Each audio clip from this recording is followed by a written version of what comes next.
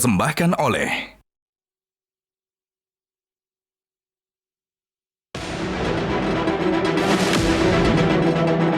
Debat keempat Cawapres menjadi debat pamungkas bagi Caimin, Gibran, dan Mahfud MD. Ada gagasan dan visi yang terelaborasi. Kita harus melakukan taubat ekologis. Taubat itu dimulai dari etika. Sekali lagi, etika. Saya tidak akan pernah bosan-bosan membahas hilirisasi. Dengan hilirisasi, kita akan keluar dari middle income trap. Kita akan tagih dunia internasional untuk membayar hutang-hutang yang telah merusak pembangunan. Tapi ada juga drama yang memancing kernyit dahi. Enak banget ya Gus ya, jawabnya sambil baca catatan tadi. Catat sedikit, yang penting ini bukan catatan Mahkamah Konstitusi. Puncaknya saling silang antara Gibran dengan Mahfud MD.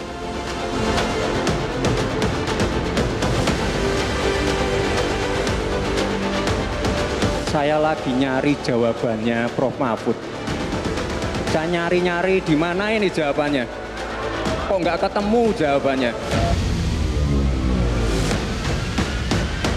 Akademis itu gampangnya kalau bertanya yang kayak gitu-gitu tuh recehan. Gitu.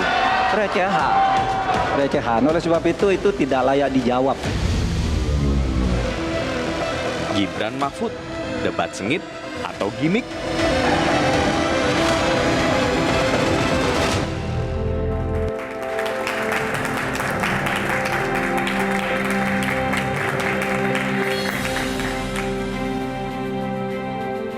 Ya, selamat malam pemirsa. Debat keempat Cawapres yang digelar tadi malam menuai banyak pro dan kontra. Debat pamungkas yang harusnya menguliti para calon soal pembangunan berkelanjutan, sumber daya alam, lingkungan hidup, energi, pangan, agraria, dan masyarakat adat dan desa hampir tidak menyentuh substansi yang diharapkan. Debat malah kembali diisi dengan gimmick dan juga nyinyir antar paslon.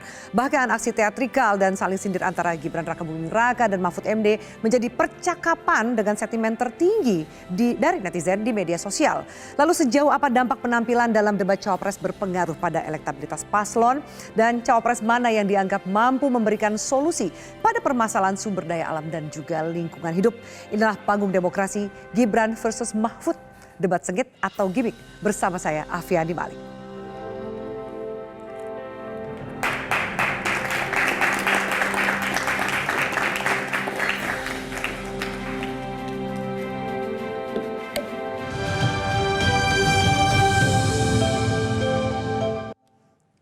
Dan setelah hadir juru bicara Timnas Amin, sudah hadir. Selamat malam Mas Surya Chandra.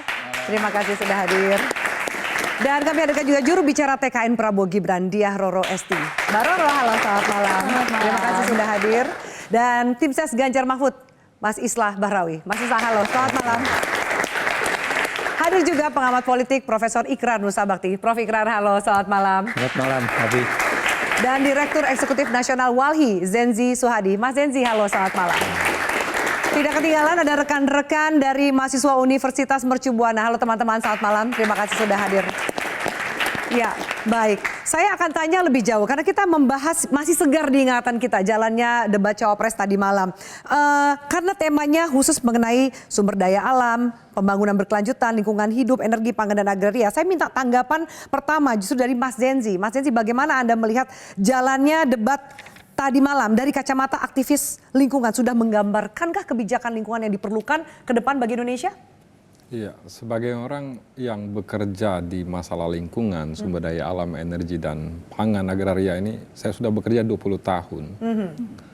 Di 10 menit pertama, jalannya debat tadi malam itu sangat menarik ya. Karena Prof. Mahfud dan Caimin itu menarik substansi debat itu ke hal-hal yang filosofis.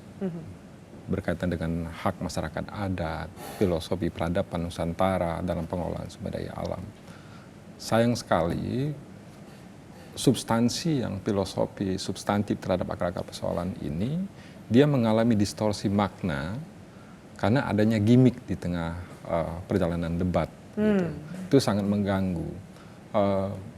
kami sebenarnya berharap dalam proses debat ini dia memberikan penjelasan secara objektif, Ya. clear kepada rakyat. Karena semua subtema tadi malam itu menyangkut hajat hidup orang banyak. Ya. Menyangkut masa depan bangsa ini, negara ini. Harapannya ketika diberikan penjelasan secara filosofis, yuridis kepada rakyat, muncul kesadaran kritis rakyat. Kepedulian mereka akan sumber daya alam, lingkungan. Dan itu menjadi dasar kesadaran politik mereka. Mereka akan memilih pemimpin yang mana. Itu harapannya. Dan itu dirusak oleh gimmick-gimmick yang terjadi antar para paslon kemarin. Iya, itu tidak mendidik ya. Kita bukan dalam proses debat kelompok capir di tingkat SMP, SMA. Yang satu sama lain kita mau jatuhkan, mau lihat kejelekannya. Bukan itu. Ini debat calon pemimpin bangsa. 250 juta manusia. Ya. Orang yang harus kita ukur kualitas dan kapasitasnya. Pengetahuannya sejauh mana, keyakinannya sejauh mana, dan kemampuannya sebesar apa. Mengelola manusia 250 juta jiwa dan mengelola sumber daya alam dan kultur kita yang 400 lebih etnik.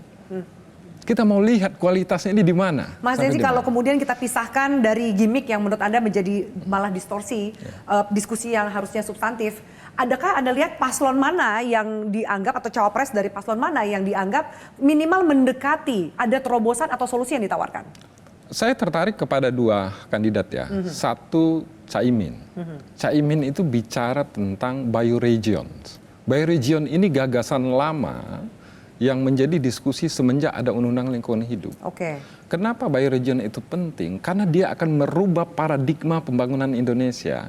Yang selama ini paradigma pembangunan Indonesia itu didahulukan ekonomi, sosial dan lingkungan, itu faktor yang mempengaruhi. Ya. Bisa dikorbankan. Bukan faktor utama. Bukan faktor utama. Oke. Nah, bioregion, kenapa dikatakan bioregion? Bio itu dia mengedepankan kehidupan dan nilai-nilai kemanusiaan. Kultur di Indonesia itu diinventarisir. Oke. Jadi dia mau dikembangin seperti apa?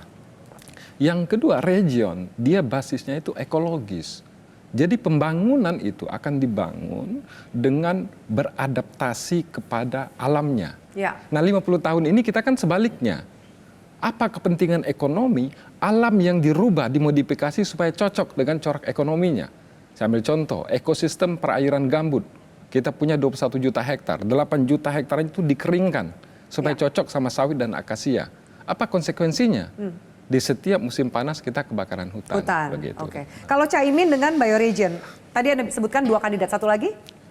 Prof. Mahfud itu saya tertarik itu dengan beliau mau menempatkan para pembela lingkungan itu sebagai subjek hukum. Menurut saya menarik. Kenapa, Bu?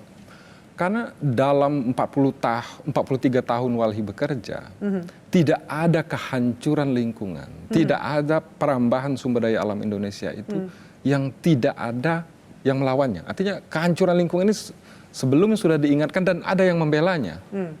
Tetapi para pembela ini selalu menjadi pesakitan, menjadi tersangka. Oke, dikriminalisasi? Dikriminalisasi. Makanya kejahatan sumber daya alamnya yang merajalela di bentang alam Nusantara ini. Oke. Nah, kalau para pembela lingkungan ini dia dilindungi oleh hukum, maka orang akan berlomba-lomba mencintai dan melindungi menjaga lingkungan. Alam. Ya. Baik, saya minta tanggapan dari masing-masing paslon. Mungkin dari Mas Surya dulu terlebih dahulu. Bagaimana? Karena kalau kita lihat dari riuhnya media sosial, sentimennya juga perbincangannya luar biasa dalam debat tadi malam. Ya. Salah satu yang mendapatkan sentimen cukup tinggi secara positif adalah Prof. Mahfud dan juga Caimin. Berbeda memang untuk Gibran dari drone emprit, data yang kami tampilkan nanti. Tanggapan Anda, bagaimana Anda menilai penampilan dari Gus Imin tadi malam? Ada kata-kata kunci ya di medsos itu yang saya kira menonjol. Nomor satu itu cringe. Cringe itu bahasa Inggris artinya jijik. Yang kedua itu savage. Savage itu kejam, bengis gitu ya. Dan ini bukan dalam konteks positif tapi negatif. Bukan keren-kerenan ya. Dan buat saya jadi krusial sekali, betul tadi Bung Sensi ya.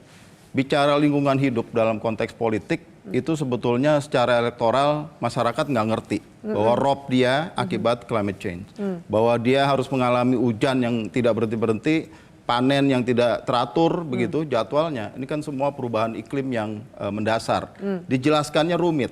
dan kita sedang mendekati batas, the boundaries ini, dan kalau lewat kita nggak bisa balik lagi. Apapun dilakukan akan kerusakan-kerusakan terus. Jadi dengan kata lain, mengatasi masalah iklim itu memang leadership sangat penting gitu. Pemahaman pemimpin yang mampu membuat sistem sedemikian rupa menjawab masalah dan kemudian melaksanakannya secara sepenuh hati. Jadi semalam itu ya sebagian teman-teman termasuk saya, terus terang saya jijik melihat proses seperti itu. Kok dibikin main-mainan gitu loh. Artinya dianggap masalah ini sekadar show atau sekadar membuat menang-menang debat. Bukan. Kita harus menunjukkan bahwa ada masalah besar dan siapapun yang akan memimpin negara ini akan melakukan yang terbaik mengatasi itu. Kalau tidak kita terlambat. Indonesia itu kan dianggap superpower dalam konteks lingkungan karena kita masih dikaruniai hutan. Tapi Pak Mahfud sebut, Caimin sebut, deforestasi terus-menerus Mbak terjadi di Indonesia. Tidak ada langkah yang signifikan mengatasi itu. Cara pemerintah sekarang pembangunan ekonomi cuma menguntungkan 10% paling atas, 20% paling bawah. Ini kata Fakultas Ekonomi Bisnis UI. Artinya apa? Ini politik elektoral yang dilakukan. Cari duit sebanyak-banyaknya untuk dibagi-bagi dengan harapan bisa menang karena itu. Lagi. Padahal hilirisasi yang disebut berulang-ulang oleh Gibran itu kan masalahnya di hulunya aja sudah tidak adil. Hilirisasi seperti apa yang bisa kita harapkan? Jadi saya kira cringe itu kata yang tepat dan ini harus jadi perhatian kita semua, khususnya teman-teman yang masih peduli, masih ngerti. Ini tidak boleh berhenti debat itu. Kita harus terus mengajak masyarakat membahas ini dan mencoba menguliti ya. Yang jelas kata Kompas di headline hari ini makin jelas sikap perilaku pemimpin makin kelihatan di situ. Oke, baik, saya minta tanggapan dari Mbak Roro. Tadi juga Mas Surya udah mengangkat kata cringe dan savage yang memang savage itu kan udah kemarin itu trending lah di media sosial. Dan juga termasuk menyoroti bagaimana sikap dari Gibran saat membawakan debat tadi malam. Bagaimana Anda melihat itu? Jadi sebenarnya ketika kita mengacu terhadap kata-kata savage, itu sebetulnya ada konotasi positifnya juga. Savage as in impressive, itu juga ada konotasi seperti itu. Lalu kemudian yang kedua, ketika kita melihat kembali lagi ke gimmick yang kita lihat tadi malam gitu ya, itu sebetulnya cara agar hal-hal yang cukup substantif, yang mungkin sulit dicerna karena cukup berat ya Mbak ya. Kalau kita pikir-pikir pembahasan tadi malam itu sangat amat berat tentang energi, pembangunan berkelanjutan, hingga masyarakat adat gitu ya, di desa dan lain sebagainya. Nah maka oleh karena itu ingin diciptakan sebuah suasana yang agar di mana masyarakat itu bisa nyaman gitu. Dalam untuk mengikuti perdebatan itu? Iya, paling tidak ada sense of entertainment-nya gitu. Nah ketika kita berbicara mengenai tadi ya, greenflation kan kemarin itu, gimmick itu terjadi di saat membahas mengenai greenflation. Greenflation ini adalah sesuatu hal yang tentu mengacu kepada dampak dari kenaikan harga yang terjadi dari pembangunan berkelanjutan, proses pembangunan berkelanjutan. Contoh, misalnya dengan apalagi dunia sekarang sedang menyoroti Indonesia. Indonesia punya komitmen untuk mengurangi emisi karbon sebesar 32% sekarang, dulunya 29% di tahun 2030. Dan mengaca terhadap hal tersebut, Indonesia harus berupaya nih untuk melakukan berbagai macam terobosan, terkhusus misalnya di sektor energi. Dalam bertransisi energi, kita lihat bahwa potensi energi terbarukan kita cukup tinggi. Baru 0,35% yang terrealisasikan dari potensi, kurang lebih kemarin Mas Gibran kembali lagi berbicara fakta dan data. 3.000 sekian gigawatt potensinya. Masih kecil yang terrealisasikan. Sedangkan negara Indonesia sekarang punya target 17% energi terbarukan di dalam bauran energi kita di tahun 2030 gitu Mbak. Sedangkan sekarang kita masih di 14%. Intinya ketika kita ingin beralih ke energi terbarukan gitu ya, ataupun proses transisi energi, yang dimaksud mengenai greenflation adalah apa nih mitigasi yang harus kita siapkan. Tapi kemarin Mas Gibran nggak menjelaskan sedetail Mbak Roro jelaskan. Beliau menyampaikan bahwa greenflation adalah inflasi hijau. Jadi itu kaitannya sangat berkaitan dengan mentranslate itu. Pembangunan berkelanjutan. Kembali lagi ke situ ya Mbak ya. Jadi ini adalah isu yang sangat amat penting. Lalu kemudian harus kita tanggapinya dengan tentu cermat gitu ya. Di samping itu ini bukan sesuatu hal yang kita bisa anggap receh gitu Mbak. Tapi katanya tadi mau dibilang mau mengentertain. Kita harus jeda, nanti kita akan sambung penjelasan ini. Usai jeda pemirsa, tetaplah bersama kami.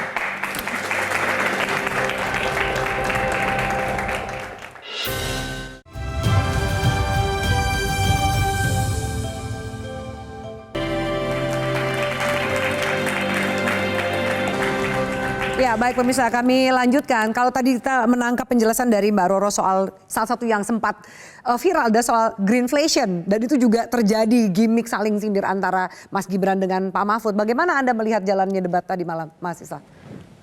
Kalau saya sebenarnya tidak menyesalkan persoalan-persoalan gimmick, karena bagaimanapun debat pilpres ini adalah beauty contest. Sebenarnya masing-masing paslon, masing-masing punya cara untuk menampilkan bahwa I'm the beauty one.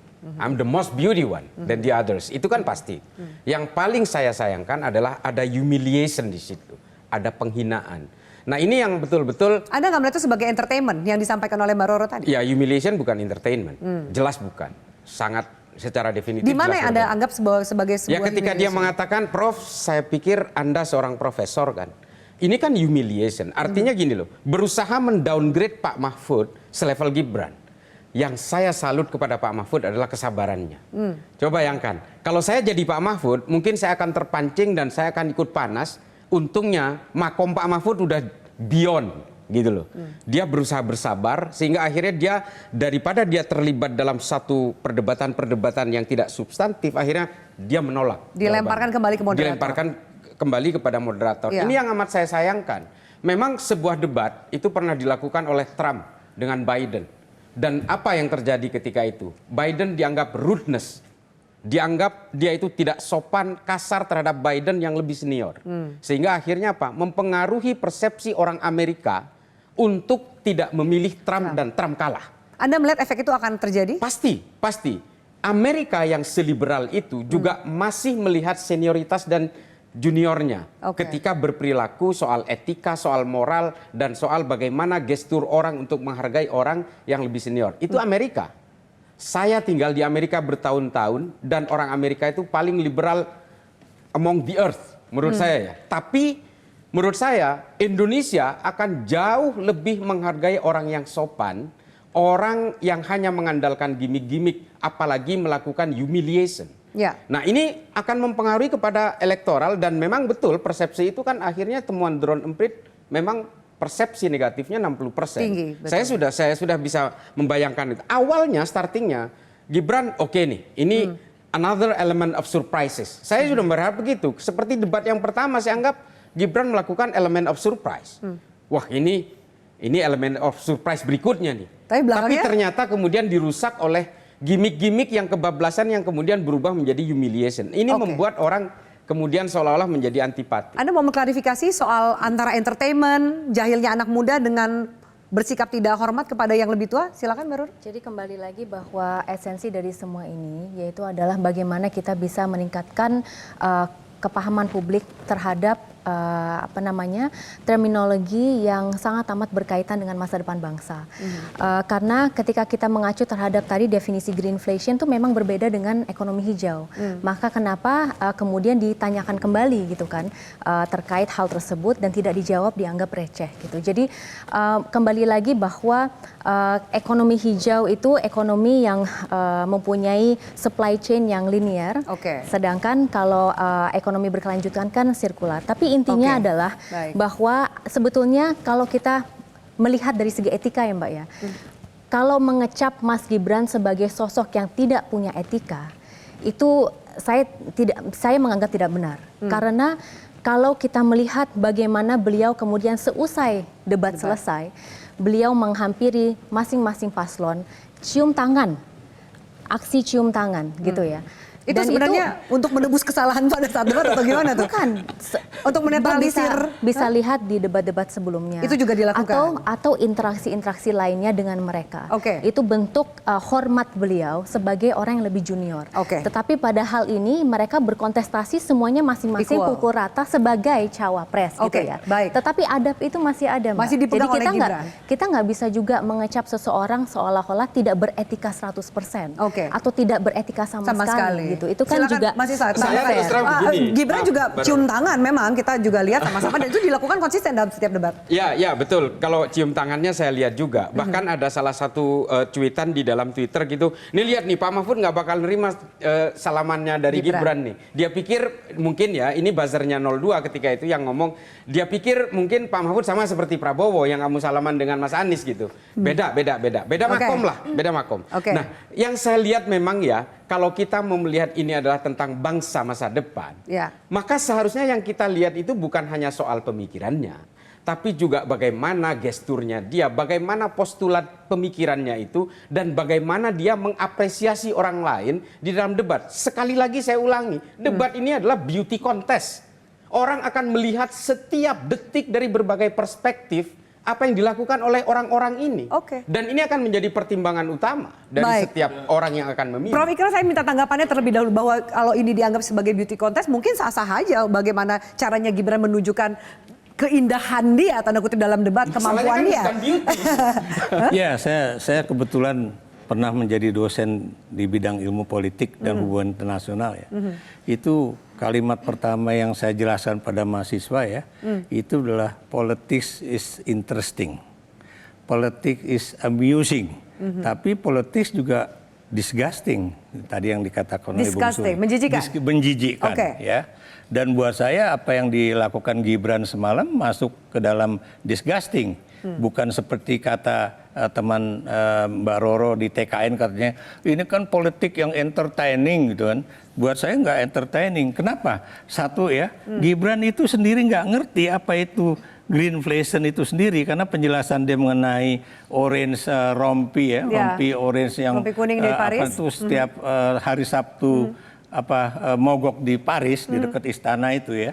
Itu kemudian saya juga lihat sendiri dan saya memang nggak bisa lewat situ karena memang dijaga polisi ya. Dan itu bukan gara-gara greenflation tapi greedflation. Jadi apa dan itu karena pemerintah dianggap itu greedy, memberikan pajak yang tinggi untuk sebuah bahan bakar yang harus dibeli oleh rakyat dengan harga yang tinggi. Sementara kalau greenflation itu kan bukan yang seperti dijelaskan oleh Gibran, tapi perubahan dari misalnya tumbuh-tumbuhan yang harusnya buat makanan menjadi bahan bakar itu ada nilai yang naik. Nah itu yang kemudian disebut greenflation itu. Oke, baik. Nah ini juga ya.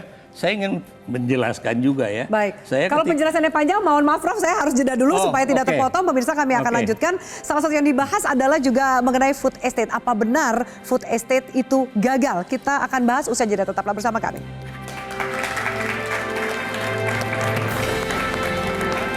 Misalnya seperti food estate yang gagal dan merusak lingkungan, yang benar aja. Rugi dong kita.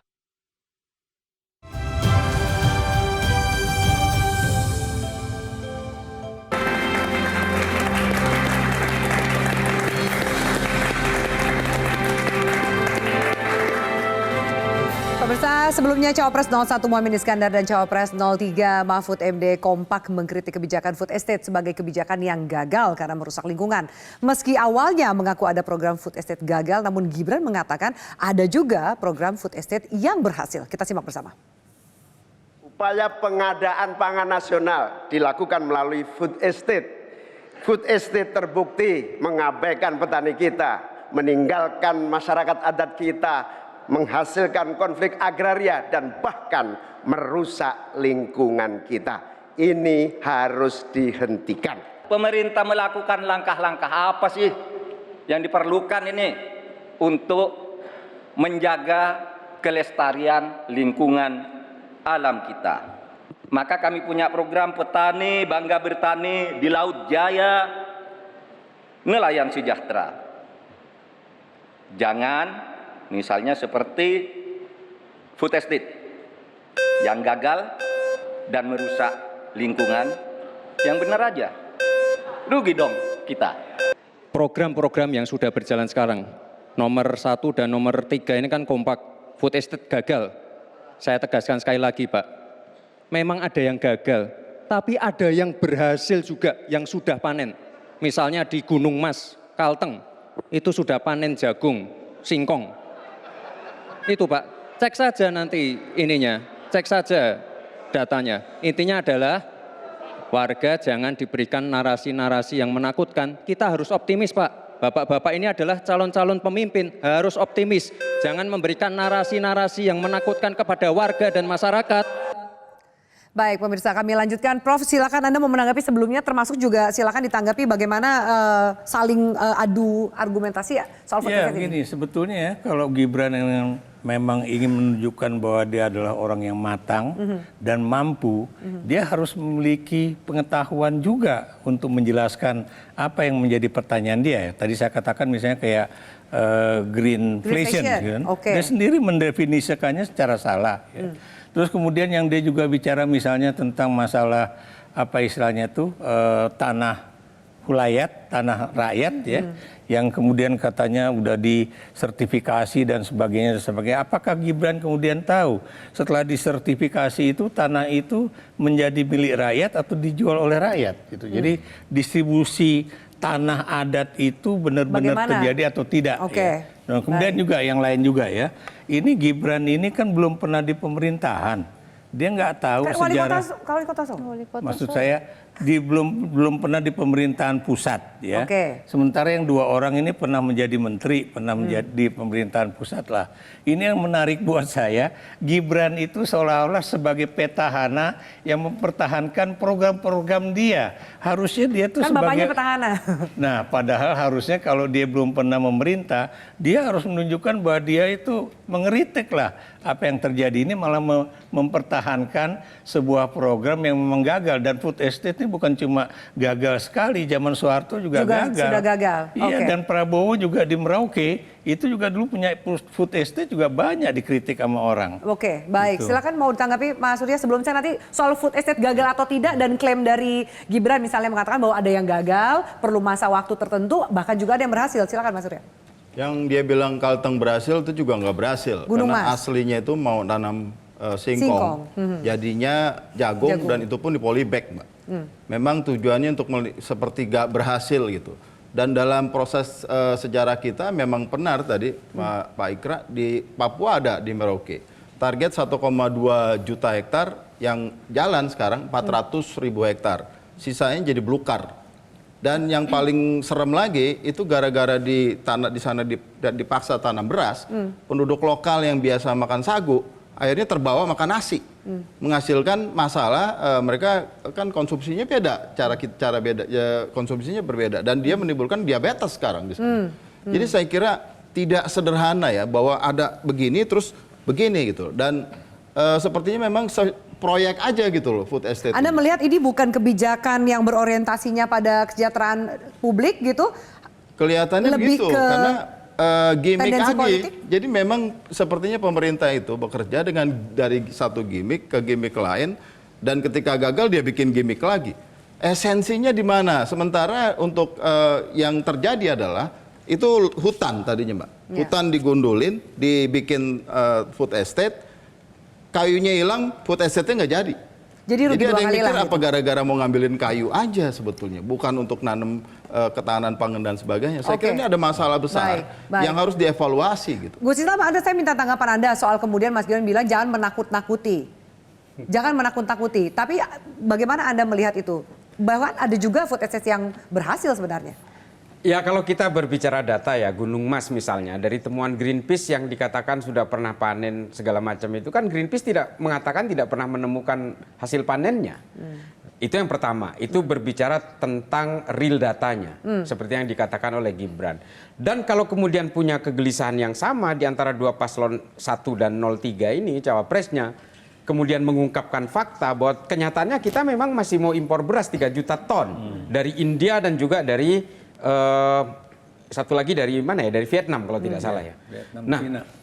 Nah ini akan gimana kita dianggap kita menakut-nakuti, ini faktanya kok food estate-nya dibangun di sini tapi yang panen justru di India, kan ini kan kocak ini namanya. Terus orang ketika mengungkapkan fakta itu dikatakan jangan membuat fear, jangan membangun pesimisme dan sebagainya. Kita hari ini seluruh Indonesia ini patut pesimis dengan apa yang terjadi secara faktual di negara ini. Jujur saja, ketika kita melihat di depan mata kita panitia-panitia pemilu ini melakukan penyimpangan secara kasat mata, dan kemudian ketika berteriak itu ditangkap oleh polisi, contoh. Dan kemudian ketika terjadi penyelewengan konstitusi di MK di depan mata, ketika orang berteriak, orang dianggap seolah-olah udahlah ini bukan urusan kalian, seolah-olah orang diminta untuk memakai kacamata kuda dan tidak melihat apa-apa. ini orang diminta untuk tidak gelisah oleh dengan situasi seperti ini. Maaf, ini soal pilpres ini sebenarnya adalah bukan persoalan kalah dan menang kalau menurut saya. Ini adalah persoalan bagaimana manusia-manusia di Indonesia ini membela kebenaran. Bukan menutup mata terhadap berbagai aksi-aksi kejahatan. Baik, Mbak Rosi kan tanggapi supaya tidak pesimis kan kita harus optimis. Optimisme apa yang dimaksud oleh Mas Gibran dengan situasi yang tadi disampaikan Gus Islah? Ya, terima kasih. Jadi memang pada dasarnya kita harus optimis ya. Yang pertama tidak bisa melabel bahwa pekerjaan pemerintah itu adalah gimmick. Wah, itu banyak sekali yang akan sakit hati dengan statement itu. Apalagi pemerintah kita mengacu terhadap lintas kementerian yang ada yang selama ini sudah berbuat sangat positif untuk kemajuan bangsa Indonesia. Itu yang pertama. Yang kedua, berkaitan mengenai impor beras ataupun komoditas lainnya. Justru dengan adanya lumbung pangan ini ataupun food estate ini, kita ingin agar ada ketahanan pangan yang dapat diimplementasikan untuk negara Indonesia. Semua mengacu terhadap Undang-Undang Nomor 23 Tahun 2019 tentang pengelolaan sumber daya nasional. PSDN, di mana disitulah terletak relevansi terhadap pertahanan negara dengan sektor agraria, sektor pertanian, lintas sektor yang ada. Nah, lalu kemudian bagaimana negara bisa hadir agar Indonesia ini bisa kemudian bergantung dengan dirinya sendiri, mengingat bahwa SDA kita, makanya ini menjadi PR kita ke depannya, gitu kan. Makanya kenapa ini juga tercantum di dalam visi misi Prabowo Gibran agar kita mempunyai terobosan yang baru. Yang menurut saya sangat gentleman tentang Mas Gibran adalah bahwa beliau mengakui ada sesuatu hal yang gagal, ada juga yang sukses. Mengingat bahwa yang terlibat di dalam pembentukan lumbung pangan ini atau food estate ini meliputi berbagai macam instansi dan kementerian. Kementerian Pertanian adalah leading sektor dalam hal ini. Di situ ada Kementerian Pertahanan, ada PUPR, hingga Kementerian Lingkungan Hidup dan Kehutanan. Yang memberikan izin lahan termasuk proses AMDAL dan lain sebagainya datang dari KLHK. Jadi lintas instansi ini sebetulnya terlibat di dalam proses pembangunannya. Jadi nggak bisa menyalahkan kegagalan ini ke satu kementerian saja. Kita bisa lihat dalam lebih dari 3 tahun ke depan, gitu Mbak. Jadi ini group effort, kita harus melakukan tindakan-tindakan yang dibutuhkan agar kita bisa mencari solusi yang terbaik. Baik. Saya minta tanggapan dari Mas Hendy. Merangkum argumentasi dari masing-masing paslon, perwakilan paslon termasuk debat tadi malam, food estate ini sebenarnya gagal atau enggak sih? Gagal. Apa argumentasi Anda mengatakan itu gagal? Walhi ini sudah 43 tahun di Indonesia. Proyek food estate-nya Soeharto dulu, Walhi menolak. Proyek lahan gambut 1 juta hektar. Kenapa kita menolak? Sebenarnya proyek itu untuk apa? Ketahanan pangan nasional. Justru itu menghancurkan ketahanan pangan. Lahan gambut itu dia sumber 77 jenis sumber pangan. Nilai ekonominya itu 2 kali lipat dari sawit. Kalau food estate itu dilakukan kajian secara akademik dan secara objektif, maka keputusan untuk merubah wilayah itu menjadi food estate itu tidak akan diambil.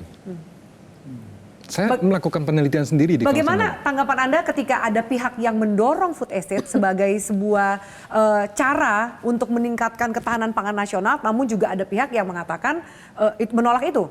Dari awal kita sudah menolak. Itu langkah keliru. Kalau dia untuk memenuhi kedaulatan pangan, dia sudah menghancurkan kedaulatan pangan. Kalau dia untuk memenuhi kesejahteraan rakyat dan kedaulatan rakyat atas tanah, dia sudah merampas tanah rakyat. Kalau dia untuk melindungi peradaban Indonesia, dia sudah menghancurkan peradaban Indonesia. Harus dihentikan? Itu harus dihentikan. Dan pemerintahnya harus minta maaf kepada masyarakat adat. Karena itu menghancurkan kultur dan peradaban masyarakat adat. Kenapa saya katakan menghancurkan? Karena kita berbeda, bahasa kita 400 lebih. Itu karena ekosistemnya berbeda. Artinya bahasa daerah itu melekat kepada biodiversity dan ekosistemnya. Ketika ekosistemnya dihancurkan, maka bahasa juga runtuh. Budayanya juga hilang. Ada 7 sendi budaya itu yang hancur. Dari bahasa, kuliner, pangan, dan seterusnya. Jadi ini bukan hanya urusan tanam dan panen saja. Banyak hal yang terlibat dalam sebuah program sebelum debat Pilpres kita sudah nyatakan ini langkah keliru, hentikan, dan kalau kita mau menuju kedaulatan pangan, langkah pertama itu benahi tata kuasa di agraria.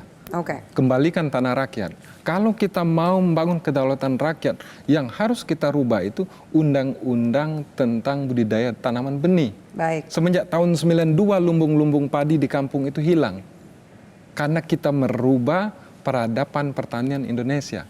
Dulu kita negara agraris, tapi sekarang kita bangsa agraris. Kenapa? Karena kebijakan negara tidak mencerminkan sebagai negara agraris. Oke, baik, kita harus jeda, nanti kita lanjutkan pembahasan, termasuk kita akan bahas soal hilirisasi. Apa kemudian itu menjadi solusi dan terobosan baru untuk meningkatkan pertumbuhan ekonomi atau justru menjadi senjata makan tuan? Usai jeda, tetaplah bersama kami.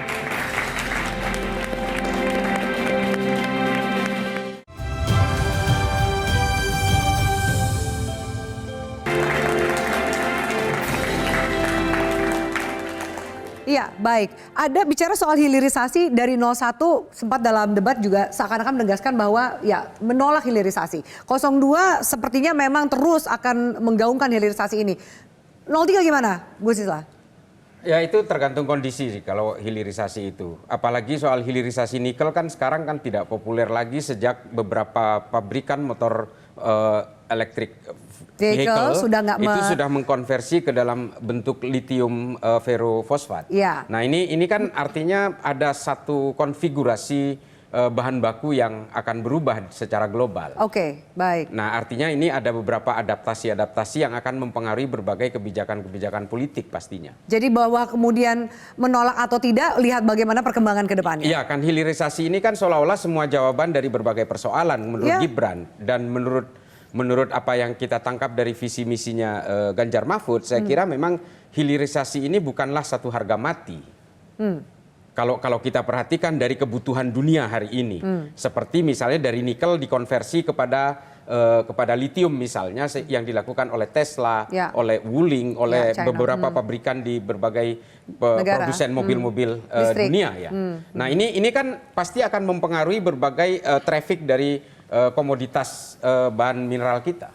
Baik. Apakah kemudian Mbak Roro tetap akan konsisten hilirisasi menjadi solusi, karena Mas Gibran kan terus nih Paslon 02 berkali-kali bahkan mengangkat soal hilirisasi, termasuk bahkan hilirisasi digital gitu. Apa yang menjadi kunci bahwa hilirisasi itu penting? Jadi kita mengacu terhadap potensi negara Indonesia ya. Kita mempunyai potensi untuk menjadi ekonomi terbesar nomor 4 kalau tidak salah di dunia di tahun 2045 hingga 2050. Kita mengoptimalkan bonus demografi. Kita tahu 68 sampai 70% dari total penduduk Indonesia adalah dari kalangan produktif. Nah, oleh karena itu kita harus berupaya gimana caranya untuk kemudian menciptakan lapangan pekerjaan. Ketika kita berbicara mengenai hilirisasi, kita dapat dan mampu menciptakan 19 juta lapangan pekerjaan baru, hingga diantaranya 5 juta sendiri itu khusus untuk green jobs gitu ya. Jadi ini merupakan hal-hal yang tentu sangat amat penting. Dan ketika mengacu kembali dengan hilirisasi, kemarin Mas Gibran juga menyampaikan bahwa cadangan nikel kita itu terbesar di dunia. Itu yang pertama. Lalu kemudian tembaga itu merupakan kedua di dunia gitu. Jadi bagaimana kemudian kita bisa memaksimalkan reserve dan juga SDA yang kita miliki gitu ya. Yang kita miliki agar ada nilai tambah untuk perekonomian nasional kita. Mengingat bahwa potensinya itu ada. Dan yang menarik lagi, ini ada artikel dari Financial Times ya, monggo bisa dicek juga, bahwa Indonesia punya potensi untuk menjadi the third largest exporter in the world. Jadi tetap konsisten akan mendorong kita konsisten karena ini salah satu caranya untuk kita keluar dari middle income trap, untuk kita menjadi negara yang maju, dan kita butuh pemimpin yang berani. Tanggapan dari 01 yang ini bahkan Tom Lembong itu disebut berkali-kali oleh Mas Gibran. Ini menolak atau bagaimana? Yang disampaikan ini terbalik dengan yang dia kerjain sebetulnya. Yang pertama ya, nikel itu akan habis dalam 7 tahun. Dan karena semangatnya adalah mengeruk, kemudian dipoles sedikit sepertinya disebut hilirisasi, itu dia mau naikin harga, tapi produksi dia sebar terus, yang tadi harga tinggi sekarang turun. Ditambah sudah bergeser dari nikel pindah ke LFP itu. Jadi pasar sudah berubah. Yang ketiga, karena maksa banget dan mikirnya ini yang jawaban satu-satunya, itu lingkungan nggak jadi penting. Dia smelter buangnya ke laut gitu loh. Masalahnya seperti itu. Ini memang ada masalah besar ya. Retorika itu tidak kelihatan dalam aksi nyata tadi. Dia bilang peduli dengan kelas teman-teman pekerja muda, middle income trap mau diatasi. Yang terjadi dengan kebijakan ekonomi hari ini di Presiden Jokowi, UI mengatakan, FEB UI ya, yang paling untung itu 10% paling atas dan 20% paling bawah, dengan menafikan 40-60% teman-teman ini yang rawan miskin. Kenapa mereka dinafikan? Kenapa Ya mereka kan memang tidak bisa tidak mendapatkan diperhatikan benefit sesimpel itu. Dia kan intinya kan cari duit sebanyak-banyaknya, terus dibagi ke yang paling miskin, dan sebagian diambil. Nah di sini oligark yang bekerja. Emang yang punya hilirisasi itu siapa? Kita bisa cek siapa aja itu orang. Revisi Undang-Undang SDM kan itu penguatan pada 6 industri batu bara yang paling besar di Indonesia ini. Jadi masalah ini memang sudah membelibet ya, dan disinilah leadership jadi penting. Saya senang karena Pak Anies itu tidak ikut kemana-mana. Dia relatif paling tidak punya beban untuk melakukan apa yang harus dilakukan. Yang lain akan terjerat, Mbak. Pasti terjerat. Paling tidak negosiasinya tergoda akan dapat. Ya? Gitu. Baik. Hilirisasi, silakan tanggapan dari Mas Didi sebelum saya menutup dari Prof. Ikrar. Saya sepakat hilirisasi, tetapi bukan terhadap mineral. Karena hilirisasi tambang itu sebenarnya itu kepentingannya para pengusaha tambang itu. Bukan kepentingan rakyat. Kalau kita mau hilirisasi, kita hilirisasi itu 33 jenis komoditi perkebunan rakyat yang dulu menjadikan POC Belanda itu kaya. Rempah-rempah sama kopi. Rempah-rempah sama kopi kita itu 600 triliun loh setahun. Tapi ekonominya itu dikuasai Singapura, Vietnam, Thailand, Bangladesh, India, dan Cina. Mereka yang packing ulang dan ekspor ke Eropa dan Amerika. Ini yang harus dihilirisasi. Bukan tambang dan mineral. Bukan tambang dan mineral. Ini tambang dan mineral inilah justru yang menghancurkan ekonomi negara tropis. Takdir kita itu negara tropis. Apa takdir kita? Cengkeh, kopi, pala. Kenapa dia? Semakin besar pohonnya, produksinya semakin banyak. Ekonominya tumbuh, impor mentalnya tumbuh, ekonomi terdistribusikan. Jadi salah kaprah lagi nih. Salah kaprah. Programnya bagus tapi mungkin salah produk. Salah sumber daya. Yang saya sesalkan begini. Baik. Konstitusi kita begitu kuat itu karena dirumuskan oleh orang-orang yang besar bersama persoalan rakyat. Nah, sekarang ini kita mau memilih pemimpin yang tidak paham persoalan rakyat, tidak paham alam dan lingkungan kita. Sehingga makanya memaksakan pandangannya begitu. Baik. Prof. Ikrar, terakhir untuk menutup, bagaimana Prof. Ikrar melihat debat tadi malam berpengaruh terhadap elektabilitas? Karena masih ada satu debat lagi, apa yang perlu diubah atau dievaluasi? Ya, kalau kita lihat dari tadi drone emprit ya, itu jelas ya. Antara paslon nomor 1 dengan 3 itu kan 11-12 lah. Amin itu kalau nggak salah, Caimin ya, semalam dapat 80 ya. Untuk yang nilai positif ya. Iya, sentimen positifnya hampir mirip lah. Iya, kemudian Pak Mahfud itu 78 masalah ya. 79. Ya, makanya saya bilang 11-12 lah.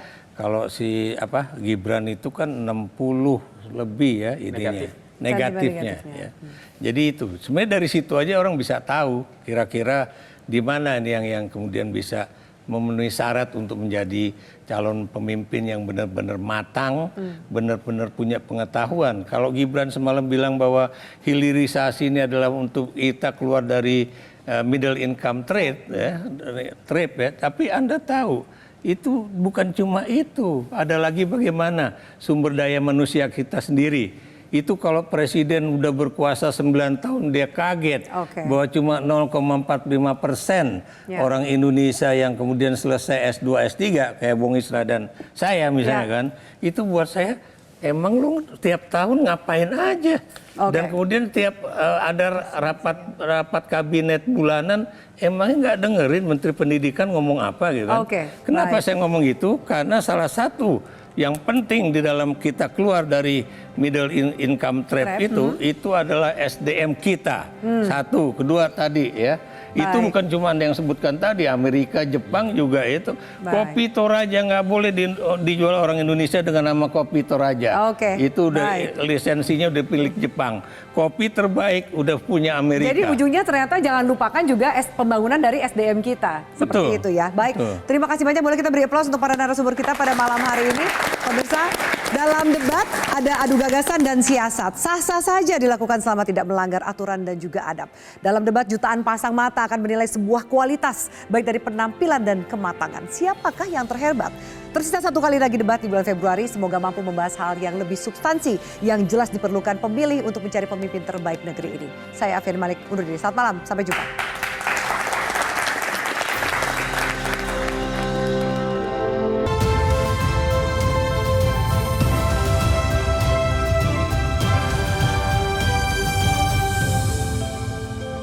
Jelajahi cara baru mendapatkan informasi. Download Metro TV Extend sekarang.